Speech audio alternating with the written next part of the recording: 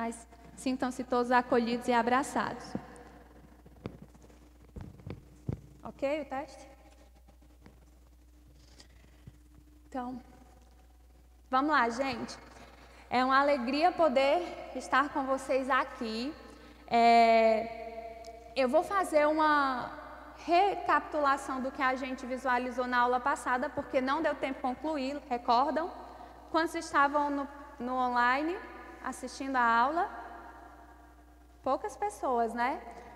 Então eu vou fazer rapidamente uma recapitulação e a gente vai logo em seguida resolver questões referentes a essa temática, beleza?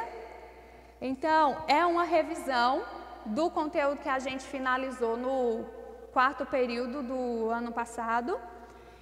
E só para refrescar a memória de vocês, tá bom? Então, eu peço que Tiago passe os 2 próximos slides. Pode passar. E aí a gente vai relembrar que nós estávamos falando sobre o cenário da globalização, né? Como cada país se comporta diante da dinâmica da industrialização e da globalização, cada um com a sua realidade. Nós tivemos os seminários, não foi assim? Onde vocês apresentaram as características de industrialização dos países pioneiros e dos países de industrialização tardia. Pode passar, Tiago. Então, a gente viu a situação da Índia, né, como ela está inserida no cenário global, geopolítico. Pode passar, porque isso aí eu já mostrei para eles. E a gente percebe que, assim como os demais países, o cenário global é de desigualdades, né? Assim, eu tenho um desenvolvimento desigual. São as palavrinhas-chave do conceito que a gente trabalhou na aula anterior. Aí vocês podem ver, através de dados, que a expectativa de vida, a mortalidade infantil, o analfabetismo, o crescimento populacional, são indicadores socioeconômicos que me ajudam a compreender, né, como esse país se encontra. Apesar de ter um desenvolvimento econômico industrial significativo, apresenta algumas desigualdades sociais. Então, a gente vai confirmar com a realidade da Índia, que é um país com uma diversidade, pobreza e desigualdade. Lembrando que, provavelmente, vai ultrapassar a China com relação à quantidade de habitantes, como a gente pode ver aí na previsão para o ano de 2050, certo? Então, tudo isso a gente sabe que é possível de acontecer devido às políticas que são implantadas e utilizadas no país, certo? Pode passar, Tiago, eu estou só recapitulando. E nós tínhamos começado a falar sobre os transportes, que são elementos essenciais no processo de comunicação e também de deslocamento de fluxo de pessoas e mercadorias. Então, a gente viu que eles são essenciais para manter essa dinâmica que a gente vivencia hoje no mundo.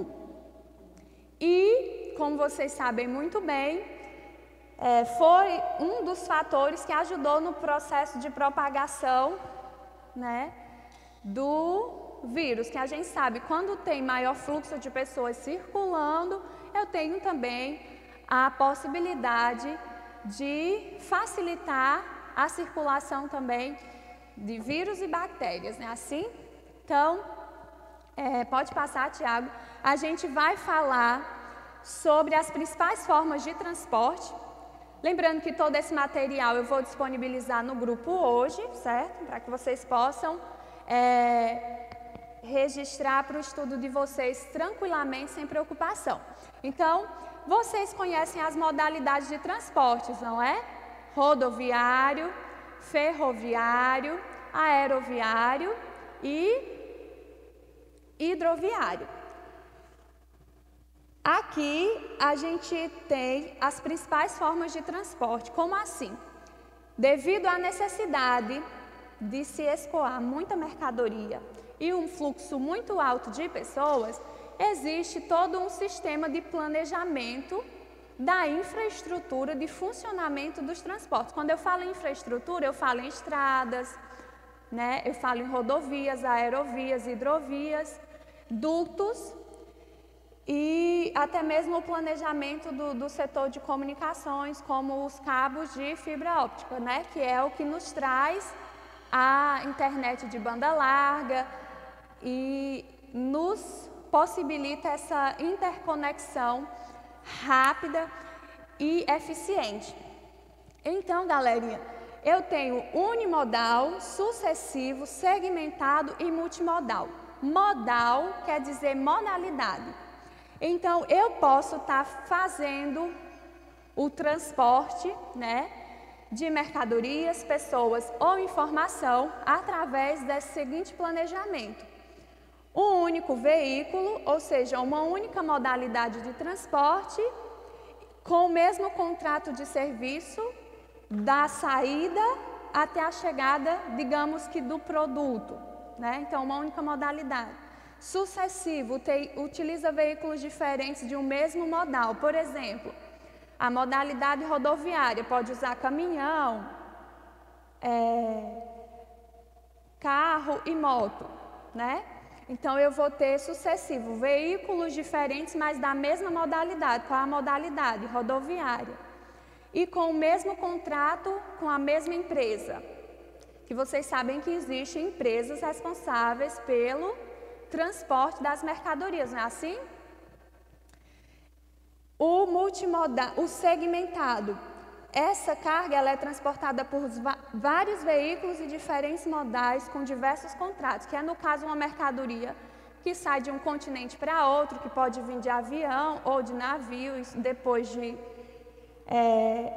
carreta e depois de outro item. Então, vai ser vários veículos, diferentes modais, com contratos diferentes. E multimodal vai utilizar veículos de diversos modais, porém um único contrato. A diferença do segmentado é que é um só contrato e no outro são vários contratos. Precisa memorizar isso?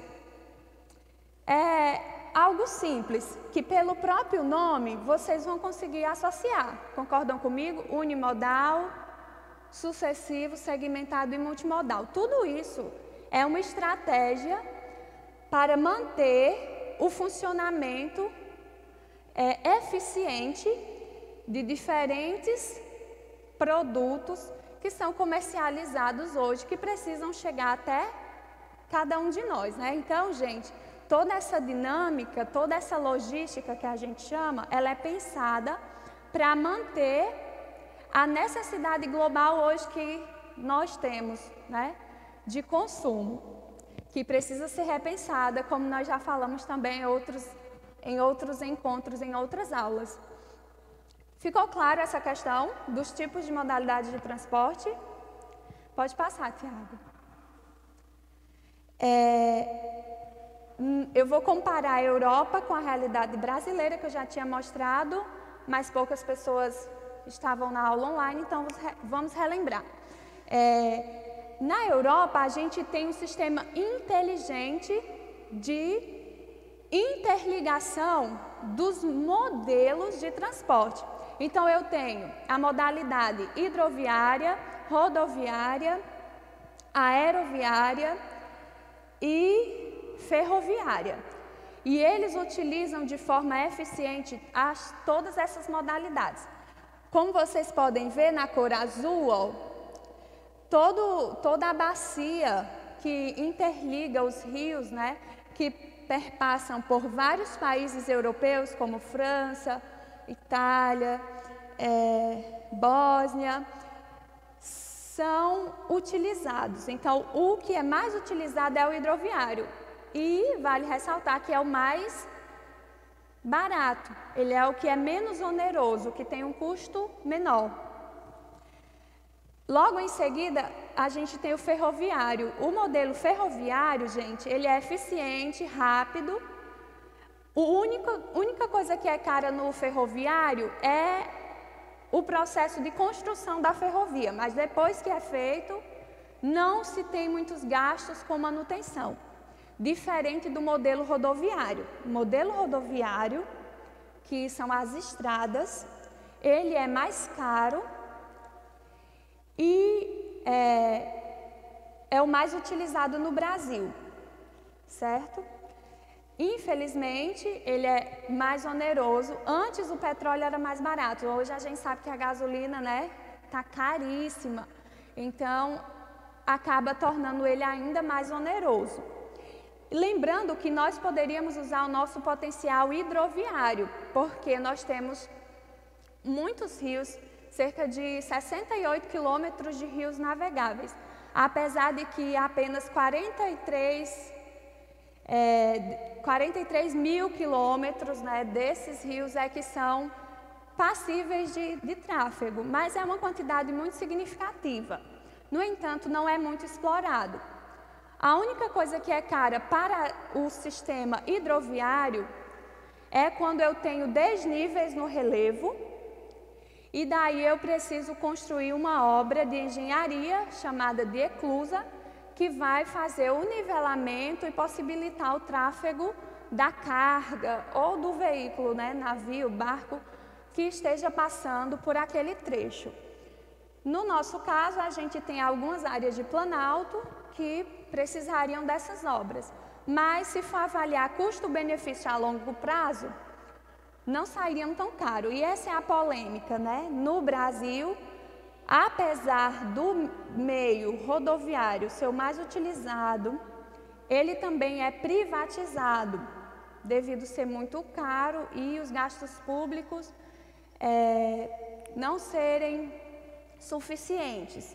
E vocês sabem que mesmo privatizado, a qualidade das vias, das rodovias, não são agradáveis. Apesar de que são cobrados os pedágios. Alguém aqui já pagou pedágio? Se deslocando de um estado para outro, de uma cidade para outra. Essa taxa que é cobrada para você que está trafegando no seu veículo é para a manutenção dessas rodovias. Então, é um sistema que em quase todo o território nacional é privatizado. O governo, ele constrói a estrada e as empresas privadas cuidam da manutenção. E a gente sabe que é precarizado, né? Principalmente nas grandes regiões, que são mais povoadas, que são mais populosas e que têm uma dinâmica comercial maior. No caso, as capitais, a região que a gente conhece, né? Centro-Oeste, Sudeste e Sul, as regiões em especial, né, que são mais privatizadas quanto a esses serviços dessa modalidade de transporte. Então, fiz uma comparação aí do modelo europeu com o brasileiro para vocês entenderem. Cada país, cada continente vai ter uma realidade distinta. Aqui prevalece o hidroviário, tá aí o sistema hídrico na cor azul. No Brasil, prevalece o uso do rodoviário. Na Ásia, eles interligam os transportes, como a gente vai ver no próximo mapa. Pode passar, Tiago. Eles interligam as rodovias aos portos. Então, uma forma de resolver a dinâmica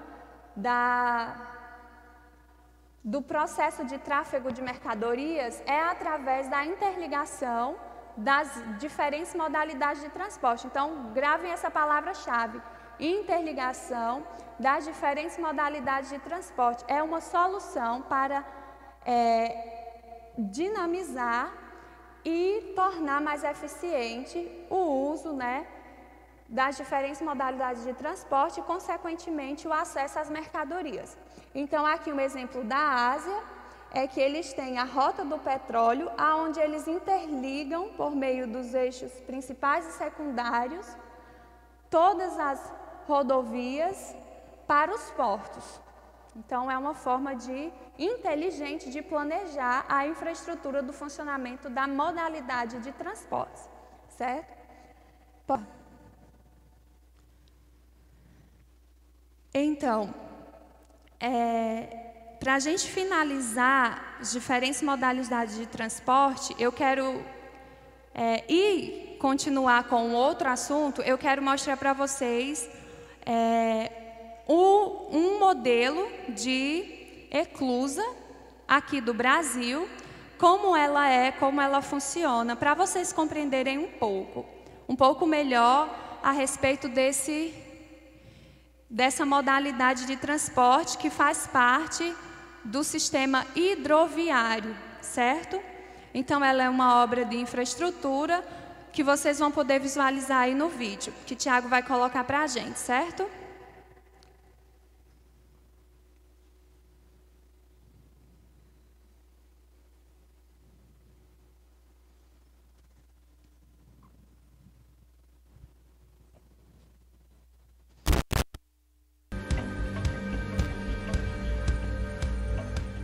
Para viabilizar um trecho de 500 quilômetros da hidrovia Araguaia-Tocantins, era necessário concluir o sistema de transposição de desnível de Tucuruí.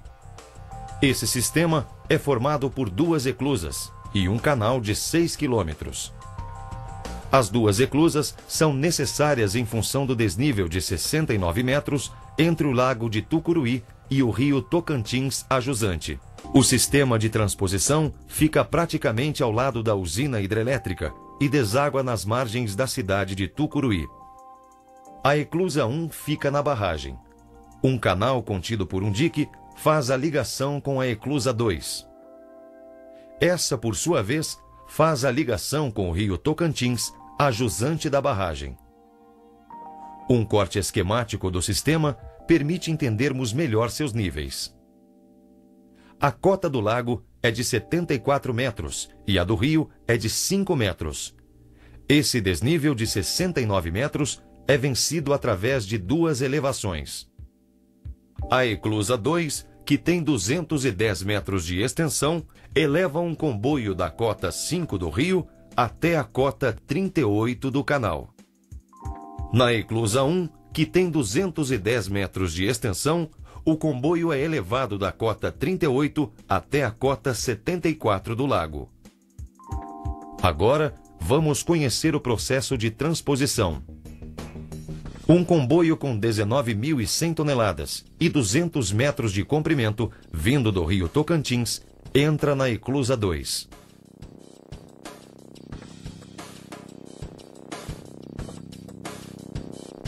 A eclusa é enchida durante 14 minutos até alcançar a cota 38 do canal.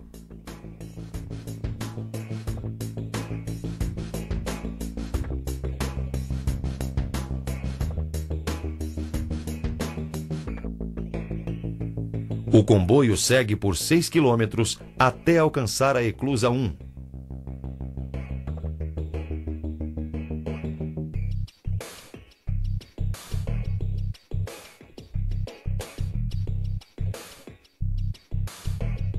Durante 13 minutos, a eclusa 1 recebe mais de 230 mil metros cúbicos de água da barragem até o comboio alcançar a cota 74.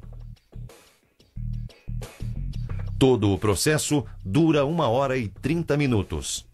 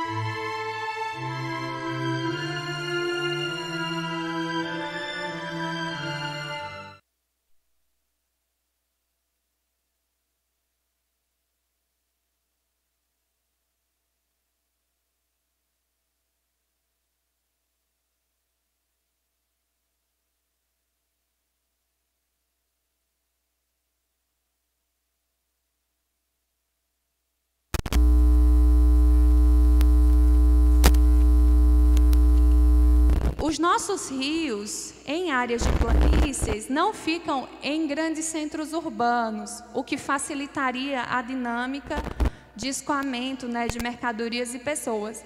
Então, ele não é muito utilizado. É uma polêmica aí para o sistema de infraestrutura de transportes do país, certo? Mas que ele é mais barato, porque essa obra, quando feita, ela vai ficar lá e poderá ser utilizada bastante sem ter muitos gastos de manutenção, né? Sem contar que, no caso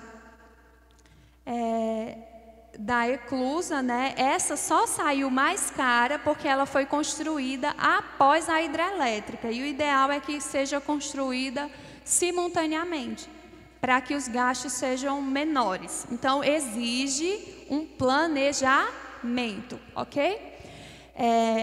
Encerrando a questão dos transportes, a gente vai falar agora sobre uma outra situação que influencia diretamente na dinâmica econômica global, que é a existência dos blocos econômicos. Sobre os transportes, alguma pergunta? Sobre as modalidades de transporte? Ficou claro, né? É um assunto bem simples, então vamos seguir adiante. Gente, quando a gente fala de comércio multilateral, a gente está falando de vários países dialogando entre si para manter o seu crescimento econômico, né, e fortalecer também as suas regiões econômicas. E aí a gente vai ter o surgimento dos blocos regionais. O que são blocos regionais? São países que se associam, criam acordos e esses acordos visam fortalecer a economia dos países que pertencem a esse bloco. E geralmente são países que ficam na mesma proximidade geográfica, certo? Por exemplo, mostra aqui para a gente, Tiago, a imagem dos blocos econômicos. O NAFTA, que hoje é chamado de USMCA, certo? Como foi refeito o acordo entre eles, mudou a sigla. O que significa a sigla USMCA? Em português, né? É o acordo trilateral entre Canadá, Estados Unidos e México, certo? Por que mudou a sigla? Porque mudou um pouquinho os acordos. Inclusive, a gente sabe que no atual NAFTA, né, que é o USMCA, não existe a liberdade de circulação de pessoas, porque já existia um muro, né, separando o México dos Estados Unidos, e com a política atual, do atual presidente, isso só veio a se intensificar. Então, foi preciso refazer o acordo, apenas voltado mais para a questão de fortalecimento econômico no que diz respeito à circulação de mercadorias, e não necessariamente de pessoas. E aí, como vocês podem ver, eu tenho vários blocos, né? CARICOM, da América Central, ALADI, América do Sul, o Pacto Andino, o Mercosul, lá na Ásia, ASEAN, e na Europa, CI, APEC, União Europeia, dentre outros, certo? A gente tem uma variedade de blocos econômicos. E o que eles procuram? Pode voltar para o slide para mim, Tiago, por favor?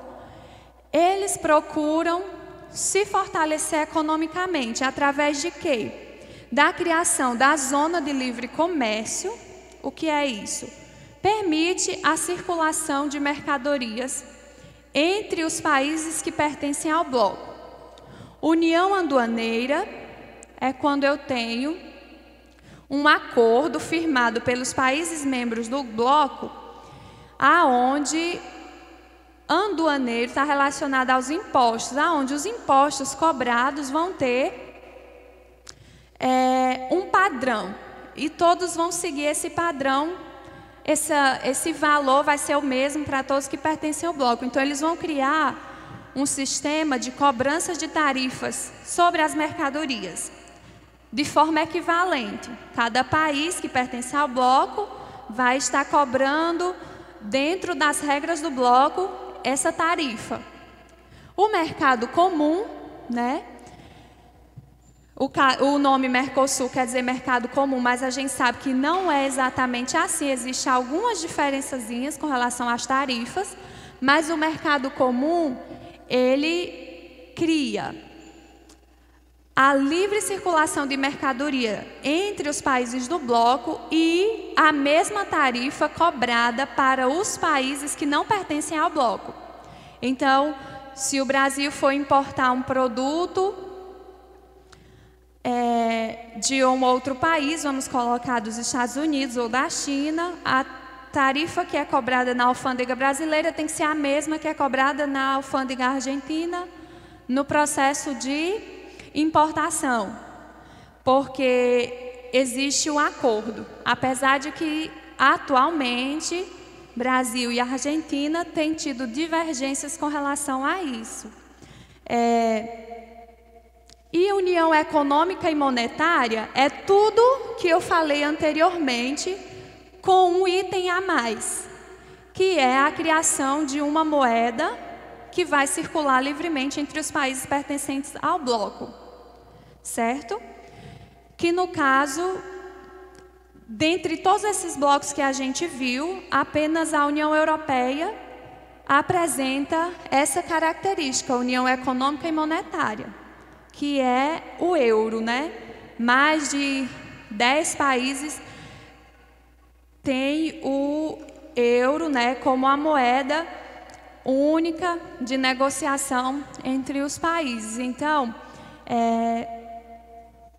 isso não acontece em todos os blocos. Então, o que a gente precisa compreender? Que os blocos adotam as medidas citadas aqui, que é a Zona de Livre Comércio, União Aduaneira, Mercado Comum, União Econômica e Monetária, com o intuito de fortalecer suas economias, já que a gente sabe que, diante desse cenário global e econômico, existe uma disputa constante de crescimento, não é assim? E para que o crescimento da região não fique tão desigual, aí eles se associam e criam todas essas medidas, através da Organização Mundial do Comércio, do Fundo Monetário Internacional também. Então, ficou claro aqui as características que os blocos têm? Todos os blocos precisam ter todas essas características? Não. Eles irão apresentar uma ou duas, né? Ou todas as características, mas isso é muito raro. Geralmente, eles chegam a apresentar 2 ou 3 características, certo? Dessas que a gente citou. Por exemplo, o NAFTA, que é o atual USMCA. Ele é composto por Estados Unidos, Canadá e México. Como eu já tinha falado para vocês, está ali o mapinha para ajudar vocês a se geoorientar. O que eles têm como principal foco? Eliminar as tarifas aduaneiras, ou seja, eliminar as tarifas de impostos e obstáculos para a circulação de bens e serviços. E garantir condições de competição leal no interior do bloco para mão de obra especializada, ou seja, eles só querem garantir que haja circulação de mão de obra especializada e não qualquer sujeito vai poder circular livremente, certo? Então, aqui são as características do NAFTA, que tem grande destaque no cenário econômico mundial. Pode passar, Tiago. No caso do Brasil, que a gente participa do Mercosul, a gente tem como característica o mercado comum e a livre circulação de pessoas. Não sei se alguém aqui já tirou o passaporte. Já tirou? Alguém aqui tirou o passaporte? vocês podem observar que no passaporte já tem o nome Mercosul, que garante o seu acesso livre, sem precisar de toda aquela burocracia que eu já falei para vocês, e muitos de vocês também já devem ter pesquisado e sabem, né? Com relação a visto, estadia, que tem que ser comprovada.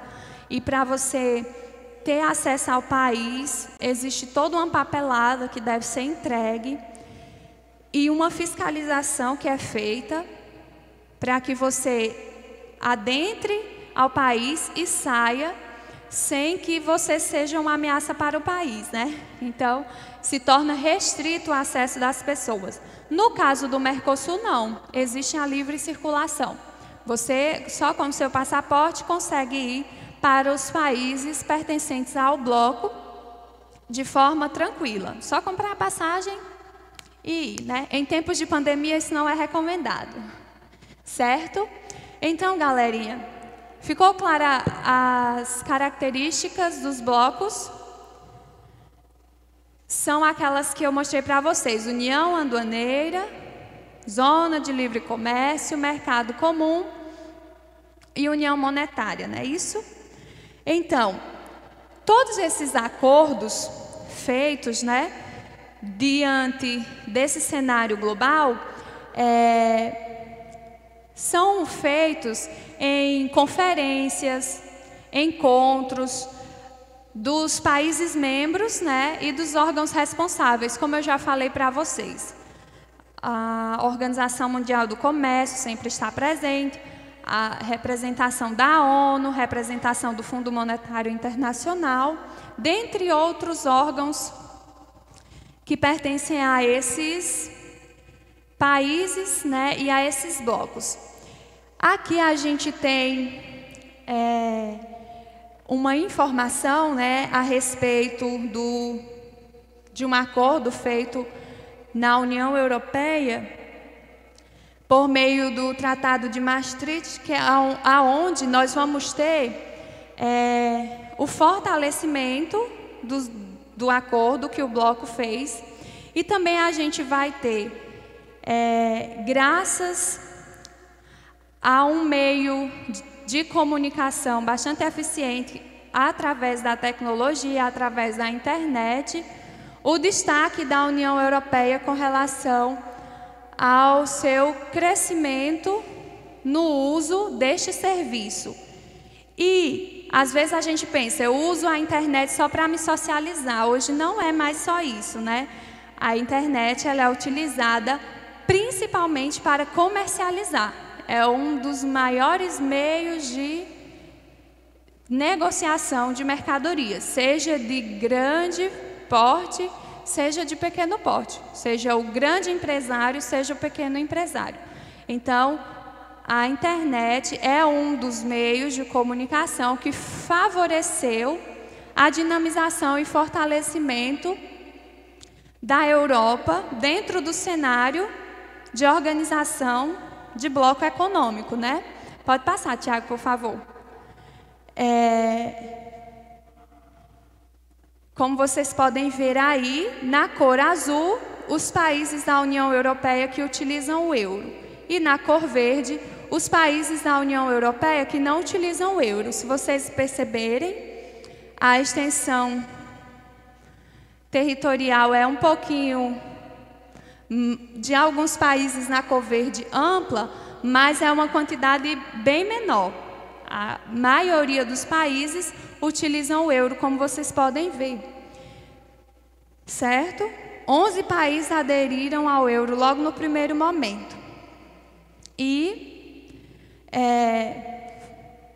passaram a firmar, né, as condições de adoção da moeda única, que permanece até os dias atuais, né? Isso foi em 1998 e permanece até os dias atuais. Apesar de toda essa sistemática de organização dos países e dos blocos para se fortalecerem economicamente, a gente sabe que não deixa de existir crises econômicas, não é verdade? E hoje a palavrinha que a gente mais escuta nos meios de comunicação é exatamente esse nome, crise, não é assim? Crise no sistema de saúde, que consequentemente desencadeou uma crise econômica e financeira global. E isso não é só hoje, isso é consequência também de crises anteriores, como a gente teve em 2008, né? A Grécia, por exemplo, um país europeu que se endividou, não teve como pagar os seus dividendos, e aí passou por uma série de problemas dentro do país, como desemprego em massa.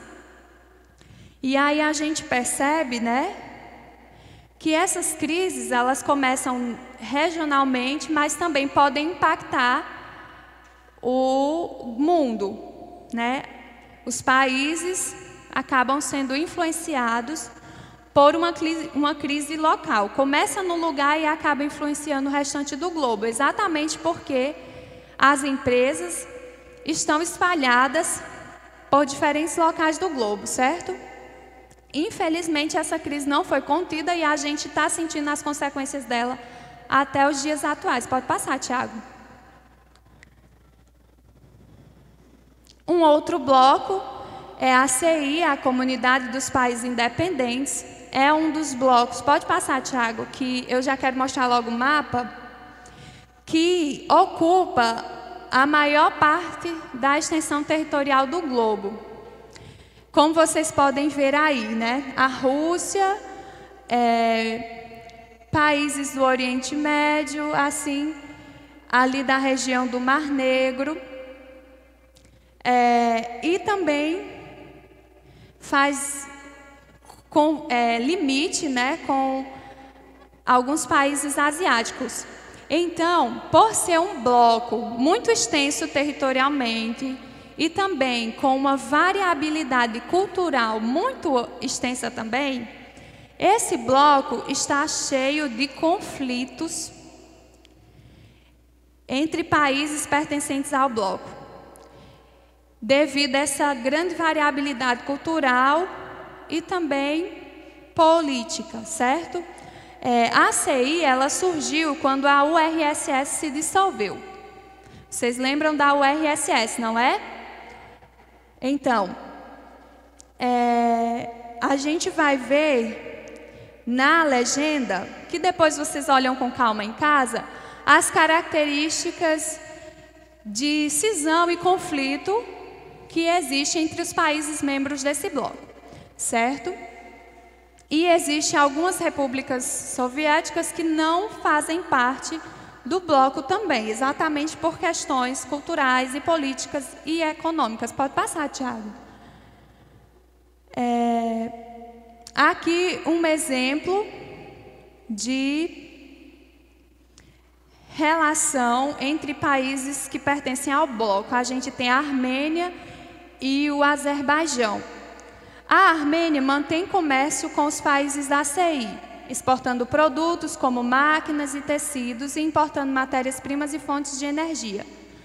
O Azerbaijão tem importante força na economia graças a grandes reservas de petróleo que possui e também a um forte setor agrícola, puxado pelo algodão.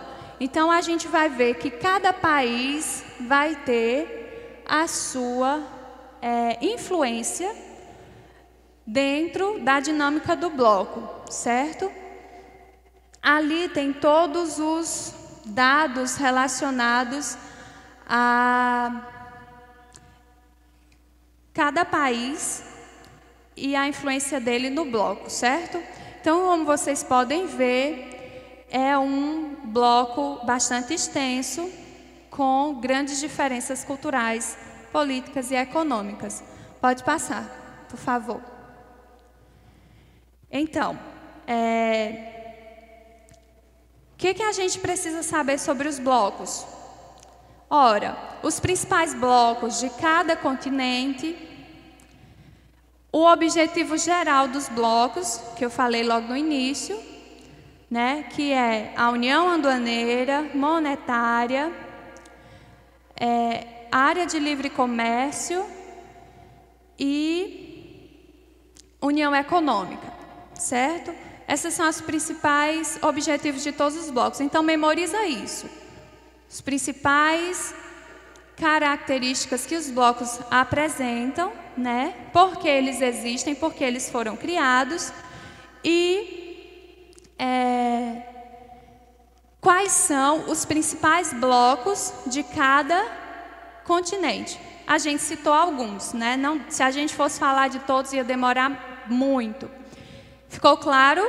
Tranquilo até aí? Gente, ninguém perguntou sobre o BRICS, mas eu quero deixar claro para vocês não confundirem. O BRICS não é um bloco econômico. Além dos países que pertencem ao BRICS não estarem próximos, regionalmente falando, o BRICS é uma associação de países que busca fortalecer a economia através da criação de um banco para acúmulo de fundos, né, de investimentos e também políticas de desenvolvimento, mas não tem as mesmas metas que os blocos econômicos têm, que é a livre circulação de pessoas, a união monetária, né, união aduaneira, não tem. Ou seja, mesma taxa de impostos, são coisas que eles podem vir a fazer, mas eles até então são apenas países que se associaram com o intuito de fortalecer a economia, mas eles não apresentam os mesmos objetivos dos blocos econômicos, por isso não é considerado um bloco econômico, além do que são países não são países da mesma região, né? São países distantes, geograficamente falando, e a relação internacional entre os países são muito variáveis ainda. Então, não aplica ao BRICS as características de bloco, beleza? Então, não confundam. Se cair questões aí para vocês, com o exemplo de bloco econômico e BRICS como alternativa, não é válida, certo? Porque o BRICS não tem as mesmas características de bloco. Isso aí são discussões que podem acontecer no futuro, e aí a gente vai estar falando para vocês, mas isso não é uma realidade hoje, certo? Então, galerinha, existem por trás dessas organizações que a gente falou, os organismos internacionais, as empresas transnacionais, certo? E as ONGs, né, que são as organizações não governamentais. E todas elas influenciam nessa dinâmica global econômica, certo? Como a gente pode ver, por exemplo, essas entidades, esses organismos internacionais, essas organizações, esses grupos, né? Eles se encontram dentro de um sistema de organização que eles têm, seja anual, seja semestral, para fazer os ajustes, né? E dentro desses encontros, como por exemplo a Conferência de Bretton Woods, a gente vai ter o Fundo Monetário Internacional sendo criado e também a criação do Banco Internacional de Reconstrução e Desenvolvimento. Isso em 1994 e permanecem até o dia de hoje influenciando na dinâmica econômica global. Eles continuam se reunindo, fazendo seus acordos e os seus reajustes. Pode passar, Tiago, por favor. E depois vocês conferem com calma. Eu sei que vocês conhecem a maioria dessas marcas, né? As empresas transnacionais que, após a Segunda Guerra Mundial, se espalharam pelo globo, certo? É positivo a questão da dinamização econômica, mas é negativo o processo de exploração dos recursos naturais, como a gente muito tem vivenciado, né? E aqui a gente tem uma lista das 23 principais empresas transnacionais, como é no caso do Walmart, da Ford, da Volkswagen, da Apple e outras empresas que com certeza vocês conhecem, porque vocês são consumidores e provavelmente devem ter esses produtos aí no cotidiano de vocês, certo? E pode passar, Tiago. Muitos de vocês podem perguntar, o Brasil, professora, tem empresas transnacionais brasileiras? Temos sim. Vocês podem ver nesse mapa várias empresas brasileiras que estão presentes em cerca de 89 países. Quais são essas empresas? A Petrobras, a Vale, a Odebrecht e outras empresas do setor agrícola, de extração de minério, de ferro, bauxita, manganês e outros minérios. Então, nós temos empresas espalhadas pelo globo, né? Temos várias empresas também. A gente não escuta muito falar nessas do setor de alimentos e do setor de mineração. A gente escuta mais falar do setor de petróleo, né? Extração mineral no quesito petróleo. Mas nós temos aí uma representação significativa, né, de empresas nesse setor, certo? Então, galerinha, a gente fecha hoje a nossa revisão do conteúdo do segundo ano. A gente viu conteúdos voltados para a dinâmica econômica global, né? Como que funciona o mundo hoje, foi isso que a gente viu. E agora, no terceiro, a gente vai focar, em especial, nos assuntos voltados para a realidade nacional e global, mas principalmente nacional, certo? Então, a gente vai estar acompanhando vocês nessa revisão do primeiro, segundo ano dos conteúdos, mas dando ênfase à geografia do Brasil, né?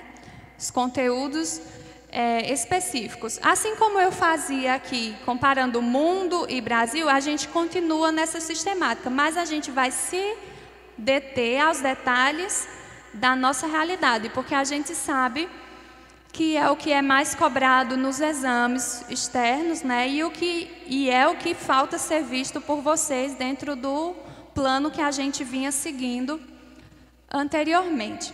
Qualquer dúvida, curiosidade de notícias também, vocês me procurem e me falem, certo? Alguma pergunta? Gente, eu trouxe agora para esse nosso segundo momento questões relacionadas a esses temas que nós falamos.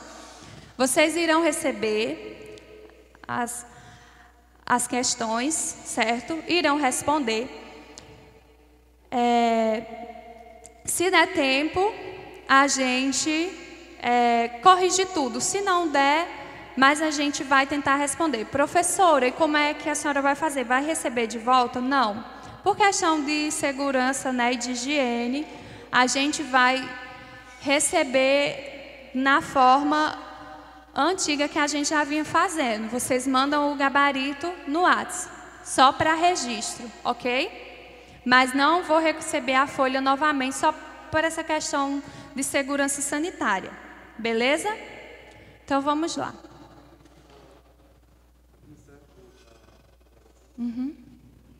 Obrigada.